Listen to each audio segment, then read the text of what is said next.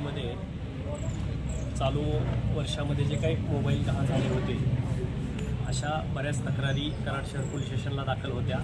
त्यामध्ये आमच्या DB पथकाचे जे API आहेत त्यांनी आणि त्यांच्या टीमनी 40 मोबाईल जप्त केलेले आहेत आणि ते जप्त केलेले मोबाईल आम्ही ज्यांचे ते मोबाईल आहेत त्यांना आज 40 लोकांना ते मोबाईल दिलेले आहेत। तर माझं नागरिकांना आव्हान असेल की ज्यांचा कुणाचा मोबाईल गहाळ होतो किंवा चोरीला जातो त्यांनी पोलीस स्टेशनला येऊन तक्रार द्यावी।